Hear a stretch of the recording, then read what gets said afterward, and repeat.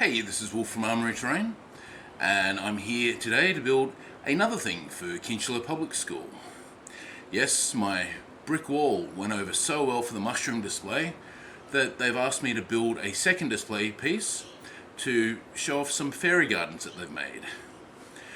These are gardens made with wire dipped in PVA glue and then painted with nail polish to make really beautiful petals on flowers. I've got one or two flowers here which I'll show you later. But firstly, the display piece. I had to look around my workshop because this is a love job and they're not going to pay me. And I found some timber. So on my bandsaw I cut out a very non-symmetrical chunk of timber for the weight.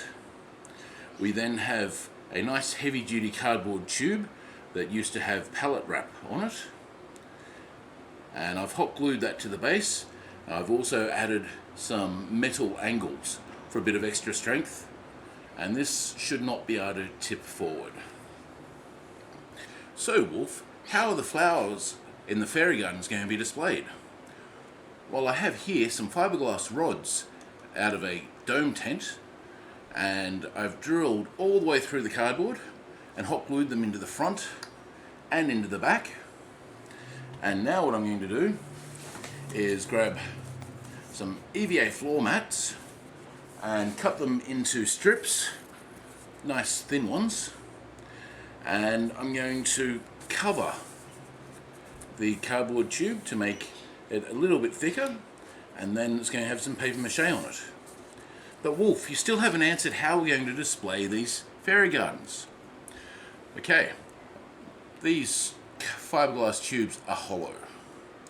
What I'm going to do is get some heavy gauge wire and either poke it into the tube or tape it to the outside of the tube and make it go in a fork like this, and then the pot will sit into the fork of the tree. At least that's how it's meant to go. Follow along and let's see if I can actually make it go that way. Well, here I am with the foam pretty much on the tree.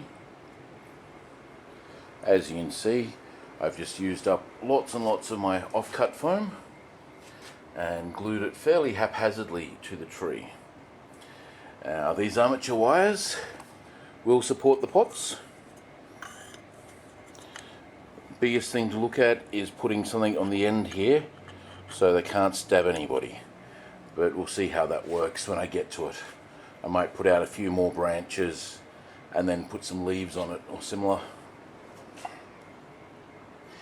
I haven't cut a cap for the top of this yet, but that's one of my next jobs. And yeah, so far only one burn with the hot glue gun. You can see a bit of a divot in the end of my thumb. The hot glue got stuck to me and I couldn't get it off.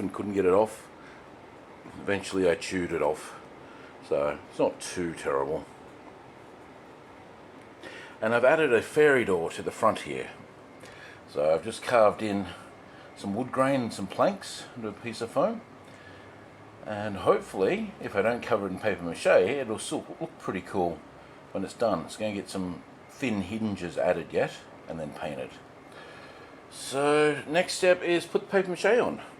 I'm going to do the first coat of that now. Okay, amongst the clutter of my workbench, you can see where I've gotten with the tree so far. I've put the first layer of tissue paper mache on and slapped some paint on it as well. The reason I put the paint on it was, have you ever tried painting white glue over white tissues and then putting more white tissues over the top? It gets frustrating when you don't know where you've been and what you've done. Okay, now to zoom in on the door. You can see it's going to be quite a nice little door set into the base of the tree with a stone stoop, and then the idea is to put some more glass flowers around the base.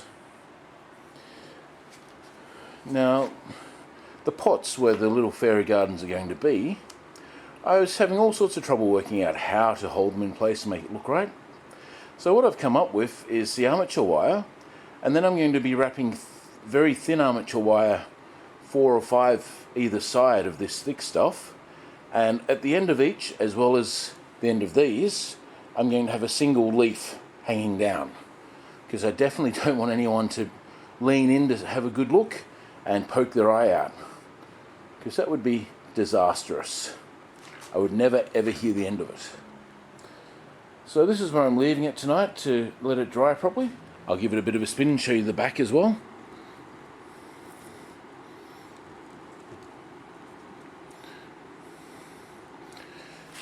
So as you can see, all the random foam shapes that I glued onto there, with enough tissue paper mache over the top, they round off into organic looking shapes.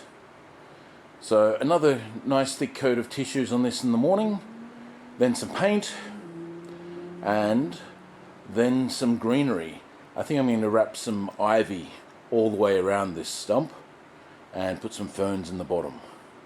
Because after all, I still have this piece of fantastic plastic from Bunnings, and it has all sorts of stuff on it. You know, ferns, ivy leaves, grassy plants. So I'm really liking the mixed sheet. Further updates tomorrow after the sun comes up. Here we are with the almost finished product.